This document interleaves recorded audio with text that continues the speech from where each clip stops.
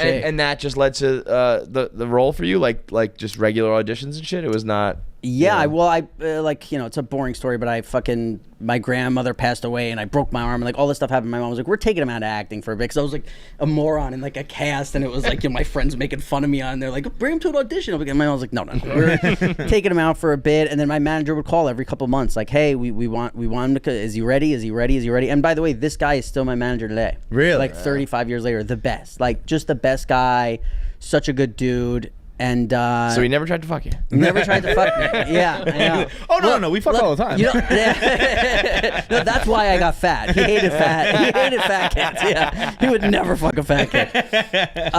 And then I remember like one of my first auditions when we were like, okay, we'll go back, was Sopranos, and it was like a bunch of Italian kids and me. It was like a fat Irish kid with like freckles and whatever, and just David Chase was in the room eventually in the auditions, and every time I would curse, he would laugh.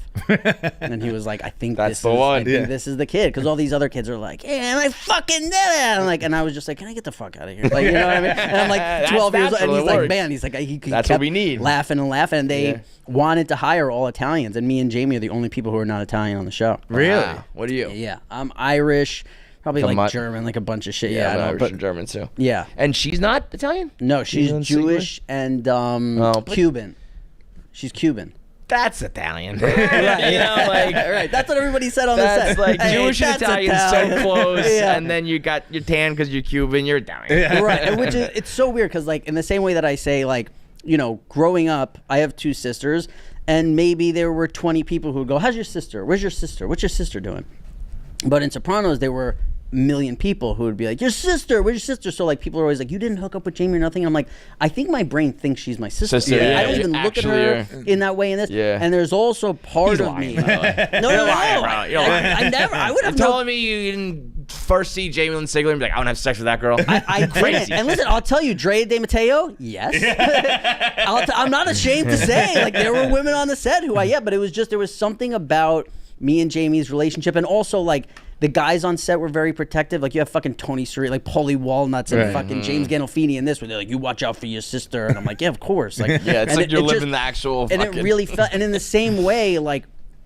In my family, it was never celebrated that we were Irish or German. Like, it wasn't a thing. Yeah. When I was on Sopranos, boy, you better be proud to be Italian. And I'm like, but I'm not. They're like, shut up. I'm like, all right. So, like, in my head, like I have certain things where I'm like, I shouldn't think that. That's like an Italian thought. You know, you hear somebody say a word, and I'm like, he says it like a fucking idiot. Like, and I'm like, no, you're not Italian, Rob. Stop. I'm talking to anybody who doesn't like to go shopping, doesn't like to cook, and doesn't want to do dishes. What do? You can either order food, that costs a lot of money, or you can eat frozen meals, but those always suck. And then along comes Factor with microwave meals, and I don't know how they do it, but they are delicious. Whether you're talking about filet mignon or Baja chicken or buffalo chicken dip, breakfast, lunch, or dinner, all you do is pop it in the microwave. Somehow you can microwave salmon and it still tastes delicious.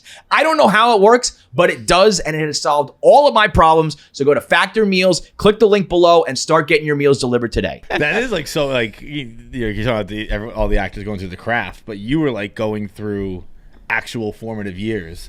And I can see how that being like confusing to a kid. Like Daniel Radcliffe might think he's a wizard. Right. Yeah, you're like a trans Italian. You know? I identify as gay. Yeah, I identify with Gabagool.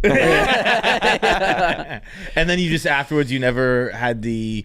You wanted to get away? So I thought that I was passionate about acting because when I was doing Sopranos, I was like, I love this. And then, but then I also obviously got caught up in like partying and drugs and like out of control.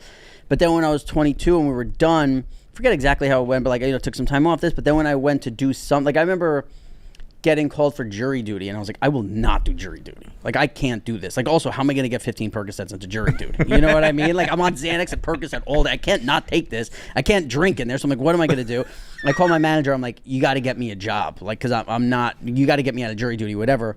He called me back right away, and he's like, will you do an episode of Law and Order to get out of jury duty? I was like, of course. Like, I'll go do it. And, I did other stuff, like acting and other small things or whatever, and I was like, oh, I'm not passionate about acting. Mm-hmm. I was passionate about Sopranos. Like, I loved those people, the cast, the crew, the writers, the directors. Like, they were like a family to me, and I loved seeing them. I loved being around them, whether we were working or whether we were hanging or whatever. But, like, you would hear arguments on sets of shows in LA, because that's the other thing. We were all New York actors, Right. and a lot of people say when you get a lot of LA actors is when things get kind of very- kooky. And they said, like, people would argue over not who has the biggest trailer, but whose trailer was parked closest to set. That's insane. Because you're going, I'm walking another 100 feet than that person, and I'm more important than that. And like, we didn't even know where our campers outta were here. on Sopranos. Like, we'd all be sitting around, and one person's thing smoking, like fucking laughing, like making fun of people and shit. And like, I think that was part of it. Like, people would see us together and be like, "Wait, you guys like, why are you guys all together?" And it's like, because we want to be. Yeah. like, Just we're hanging out. here. Yeah. Yeah, it was never just like, you know, oh, there's that guy, there's that guy. It was like when we would be in LA.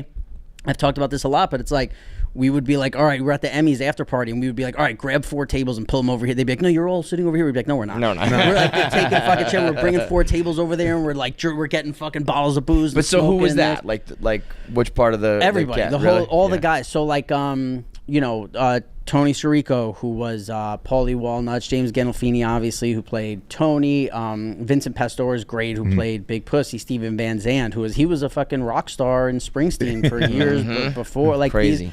But all these guys, I mean, Johnny Ventimiglia, who played Artie Bucco, is one of the all-time greatest hangs. Really? Oh my God, man. He's one of the best hangs, and he's just so chill and fun. Michael Imperioli is fucking awesome. Yeah. Steve Sharippa is the best. Like, and it's just, and it would bug people out